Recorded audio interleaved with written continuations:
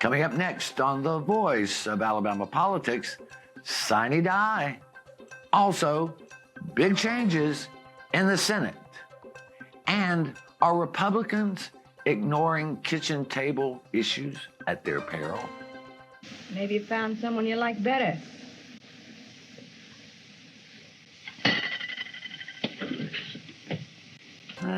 That's not a way to have a healthy relationship. But who doesn't like a good grapefruit? All this and much, much more coming up next on The V.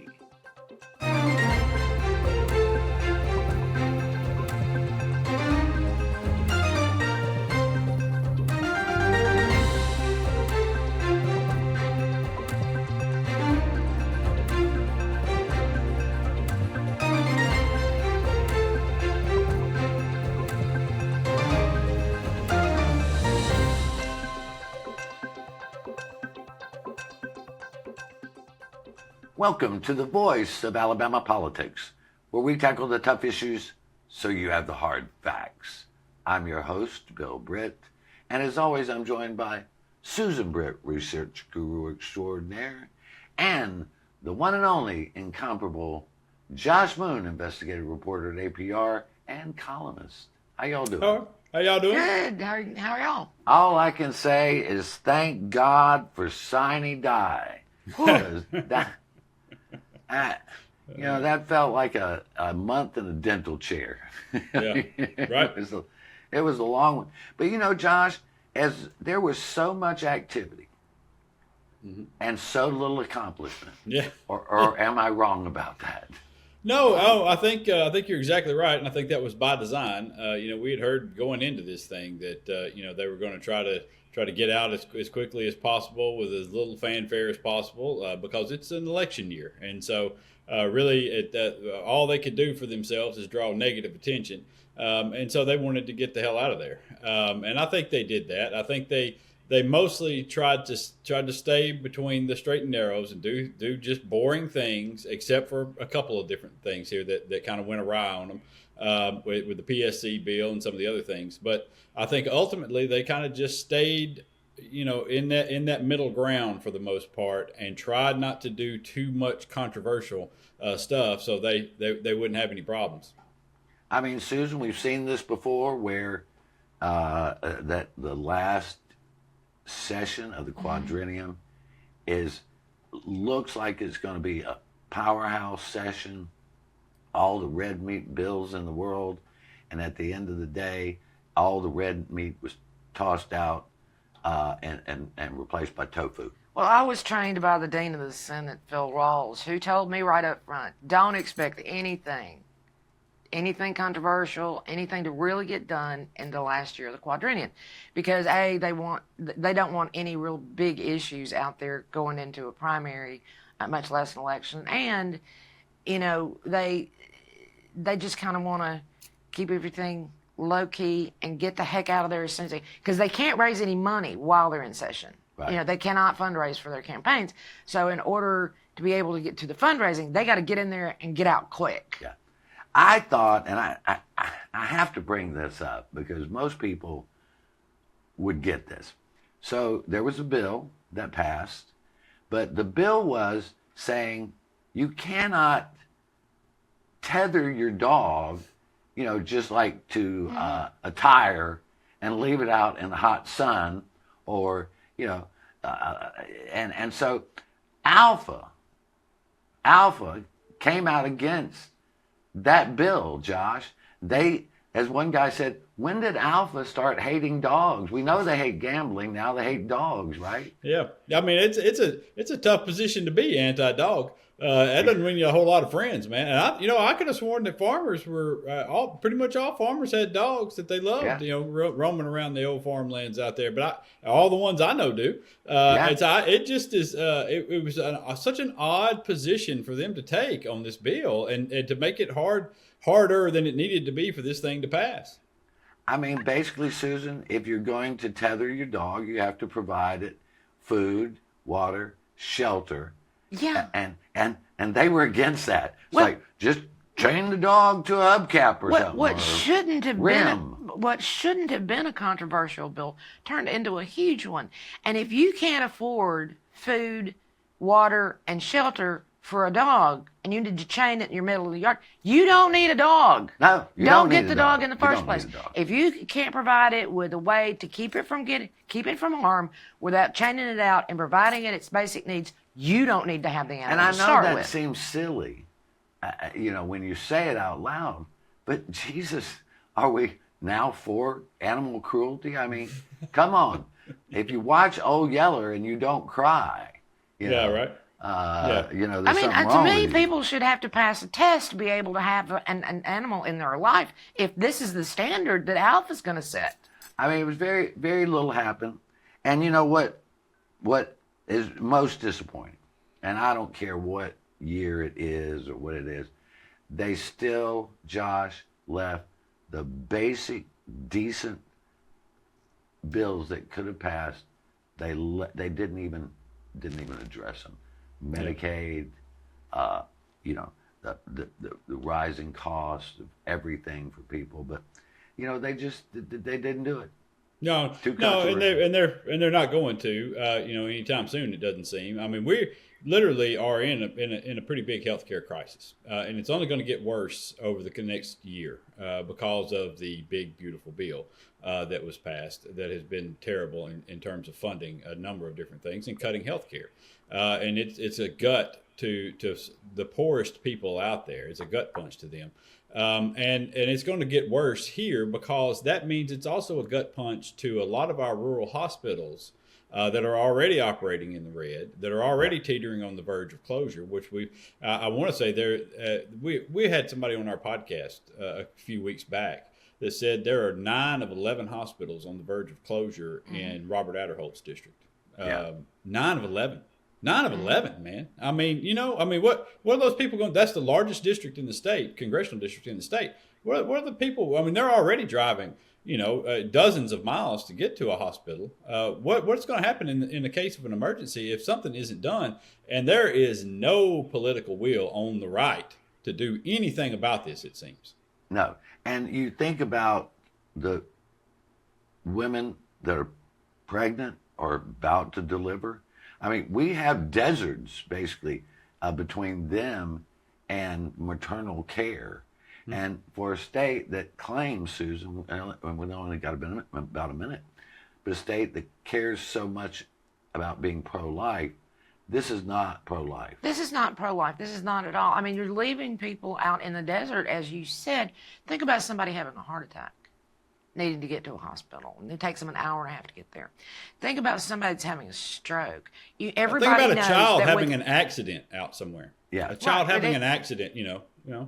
With a stroke, the care within the first 20 minutes is vital. If you can't get there in 20 minutes, and like you said, a kid having a serious accident, and we don't have medical helicopters enough medical helicopters that can get all over the state. Yeah.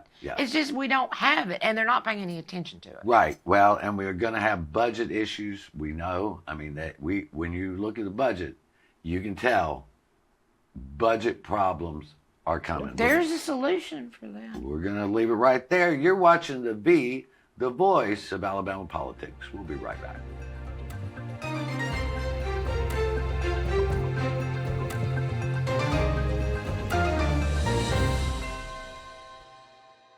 Your property is your home, your investment, and your legacy. Across the country, scammers are filing fraudulent deeds, often without the owner knowing until it's too late. REACT is a free alert system. If a document is filed using your name or tied to your property, you'll be notified within 24 hours. Property fraud is a crime, and the faster we know it, the faster we can act. Sign up today. Protect your property, protect your legacy. Alabama has a hands-free driving law, and that means you can't hold your mobile phone while making a call. Oh, and no writing messages, recording, or watching videos either. Plus, you can only use a single button or swipe of a finger to answer a call. So what's a driver to do?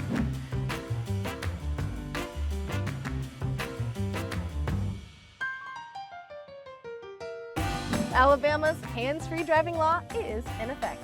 Follow it.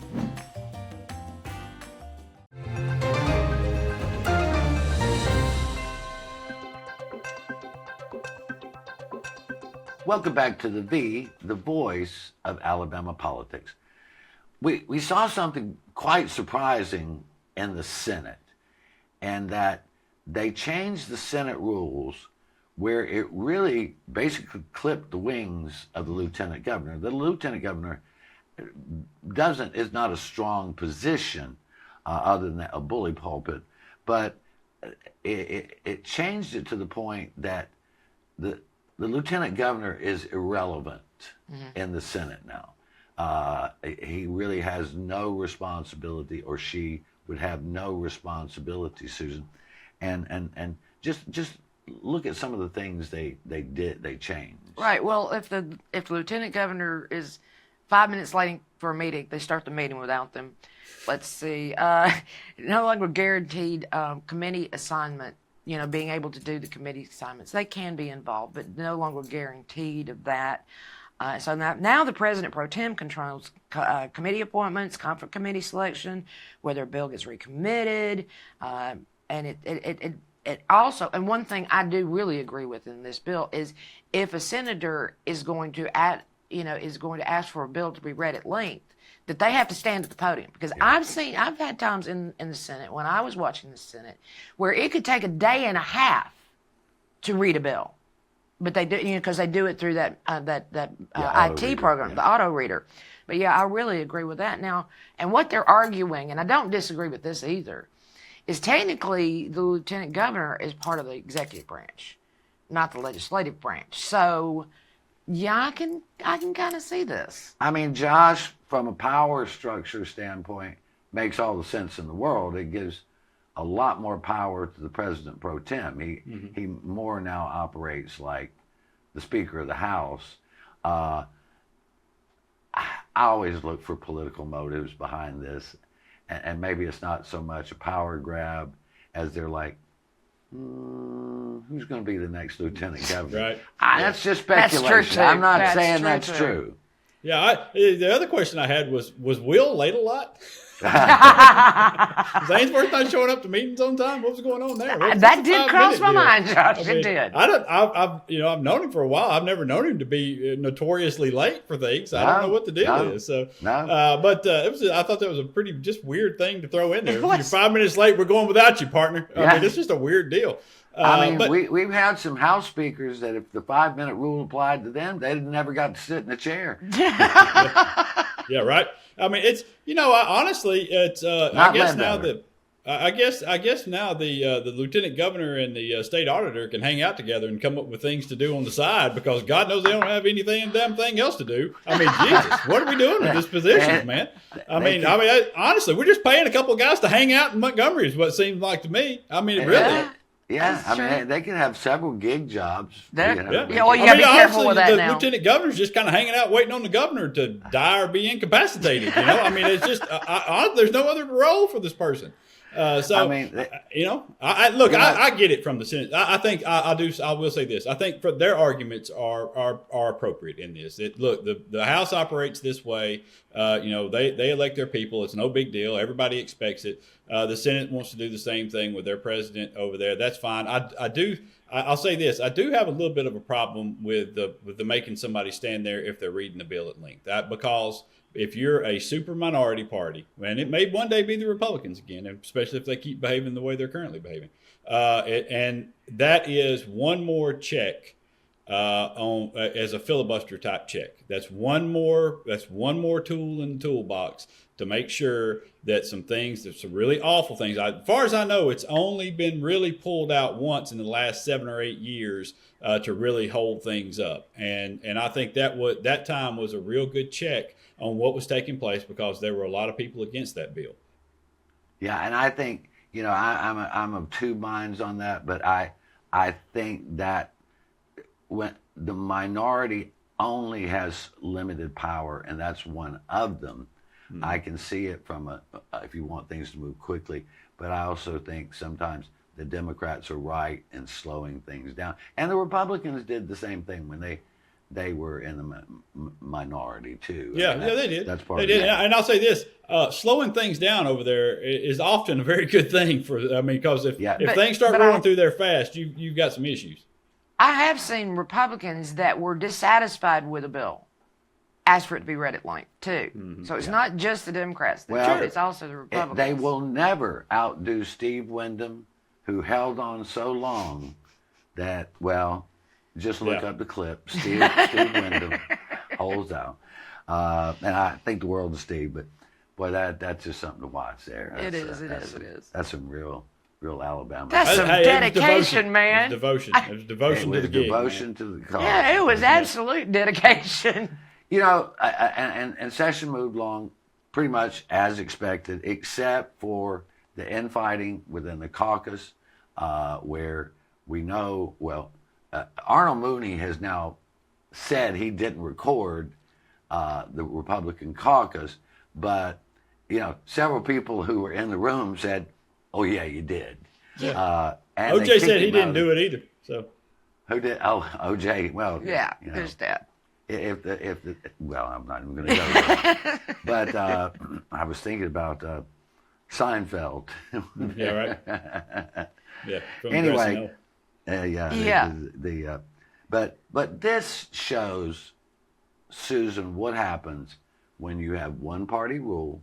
They don't have any Democrats to fight, so they start fighting themselves. They do, and they're like a bunch of children about this. I mean, for God's sake, recording a caucus meeting more than once. Yeah. Not also recording other. I mean, he had been suspected of recording a gathering earlier that day, and then they caught him for real in there. And it's causing an infighting that really doesn't need to happen. But nevertheless, it is, and it's causing a real disruption in what's getting done. It's a It's too much sign of a distraction. of trouble to come, Yeah. because basically now you have two Republican parties, and Josh, I'd love for you to chime in on this quickly, but you basically have a far right-wing party and you have a conservative party that is more, it's not, I wouldn't call it moderate, but conservative. Yeah, well, and I think that's what we were talking about earlier when you said that not a lot got done, and I think that's what the infighting was because you had those folks who were in the middle, which is the majority of the Republican Party, is kind of more towards the middle, more business-minded folks, and they were fighting off a lot of these red meat bills from an ever-growing far-right wing of that party. That was trying to put up a lot of that red meat stuff that they were trying to fight against, and so I think that's where a lot of that infighting has come. The closed primary, some of that stuff that kept coming up, and they were trying to guard against a lot of that things because it was going to hurt them with voters. And right now they're in a particularly bad climate. So they are. It's not good, and we'll talk about that when we come back. You're watching the voice of Alabama politics. We'll be right back.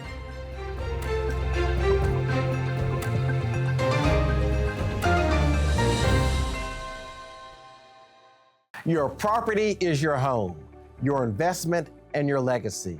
Across the country, scammers are filing fraudulent deeds, often without the owner knowing until it's too late. REACT is a free alert system. If a document is filed using your name or tied to your property, you'll be notified within 24 hours. Property fraud is a crime, and the faster we know it, the faster we can act. Sign up today. Protect your property, protect your legacy. Alabama has a hands-free driving law, and that means you can't hold your mobile phone while making a call. Oh, and no writing messages, recording, or watching videos either. Plus, you can only use a single button or swipe of a finger to answer a call. So what's a driver to do?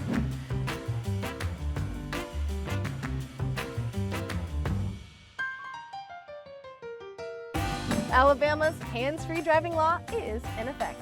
Follow it.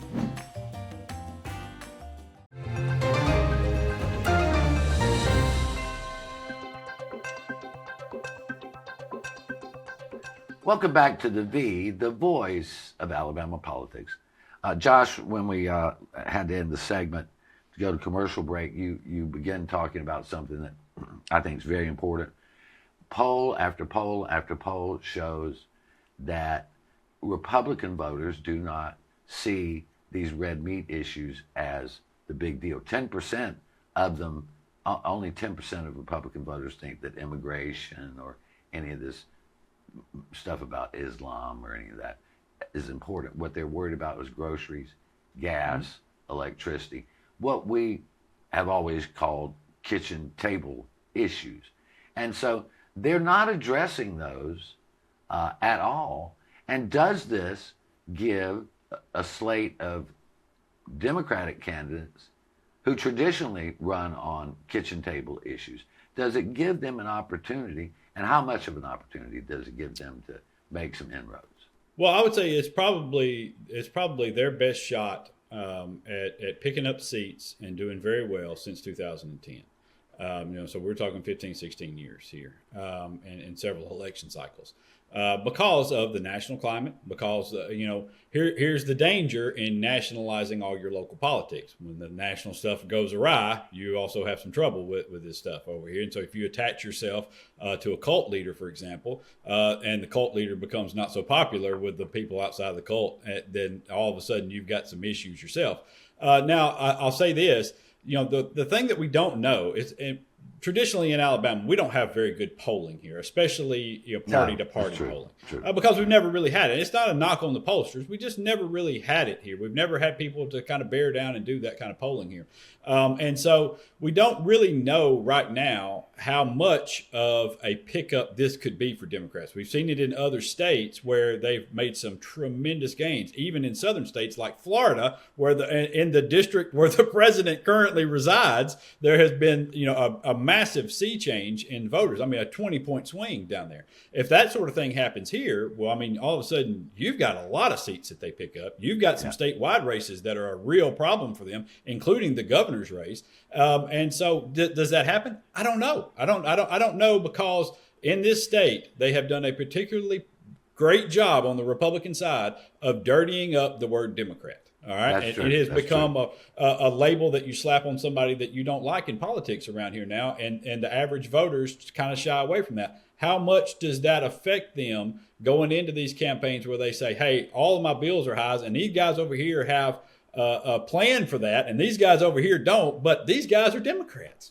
So where do we get, what's the balance? I don't know. And I used to say that, 40 years ago, everybody in the South was pretty much or maybe 50 years ago, a Democrat and a Baptist. Yeah. And now they're all Republicans and evangelicals. I mean, at least 50% of the state. So it's really changed a lot.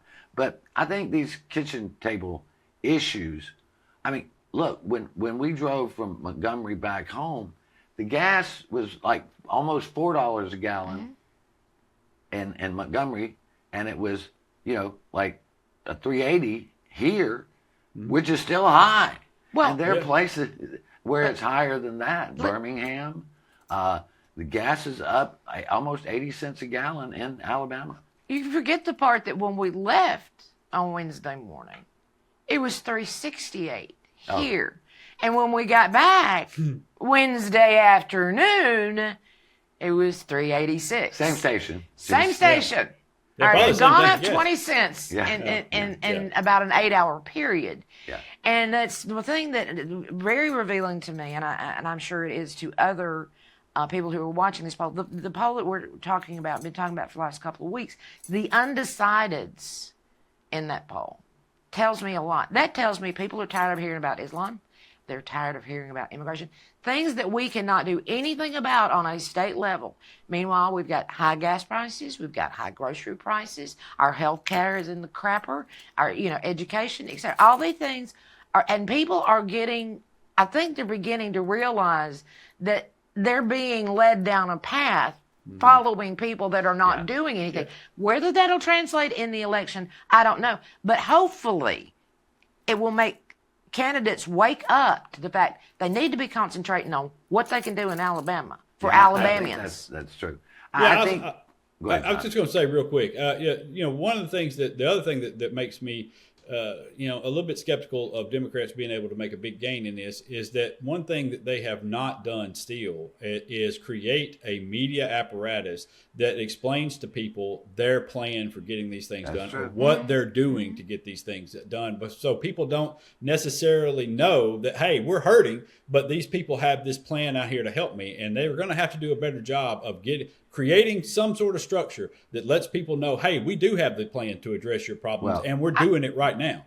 And I agree totally, because right now what we're looking at is Democrats scattered across the ballot, and it doesn't look like a united force. They've got to find some way to make it look like a united. Yeah. Well, they're 40 years behind on their media strategy. I want to move on to this next segment, and for two reasons. One, self-promotion. I'm going to do a little like Josh self-promotion. I've started a new podcast called This Matters with Bill Britt, and a lot of it is just me talking about politics and the root of politics and the problems we have in politics. And it's not based in partisanship or rhetoric, name calling. It's more of a, let's look at this honestly and decide what's really the problems and what are the solutions, because we can find them easily. But I had the opportunity to interview Pamela Casey, who is running for Attorney General. And let me tell you, she is the real deal. I mean, this woman was so impressive, just how she talked about it, Susan. She is about the job, not the rhetoric, not the politics of it. She's about getting in there and doing the actual job. She's been a prosecutor forever. I forget how many years. I think 20 years. Prosecuted tough cases, whether it was politically good or not for her. She's really done some of the tough cases. She's got some really compelling stories about some of the cases she's had to prosecute.